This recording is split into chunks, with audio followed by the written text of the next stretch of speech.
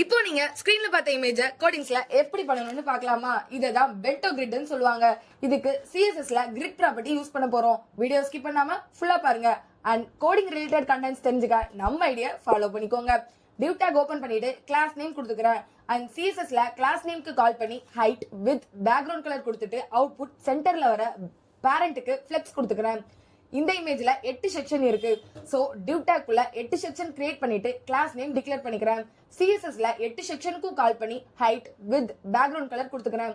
Grid property add பண்றதுக்கு முன்னாடி இப்படி ஓவர்ஃப்ளோ ஆகி இருக்கும்.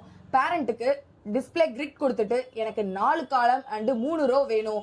அதுக்கு கிரிட் டெம்ப்ளேட் காலம்ஸ் ரிப்பீட்ல 4,1 FR and grid template rows 3,1 FR சொல்லிக்கிறேன். ஸ்பேஸ்க்காக கேப் அண்ட் பேடிங் ப்ராப்பர்ட்டி கொடுத்துக்கிறேன். தேர்ட் காலம்ல இருக்கிறது எனக்கு ஃபோர்த் காலம்ல வேணும். சோ செக்ஷன் 3ல கிரிட் காலம் ஸ்பேன் 2ன்னு கொடுக்குறேன். வந்துருச்சா? ஃபோர்த் எனக்கு கீழே இருக்க ரோ வர வேணும். சோ கிரிட் ரோ ஸ்பேன் 2ன்னு கொடுத்துக்கிறேன். வந்துருச்சா? இதே மாதிரி மத்ததுக்கும் ஆட் பண்ணிக்கிறேன். அவுட்புட் அதுல இருக்க மாதிரி வந்துருச்சு. அவங்க இமேஜ் யூஸ் பண்ணிருக்காங்க, நம்ம பேக்ரவுண்ட் கலர் யூஸ் பண்ணிருக்கோம்.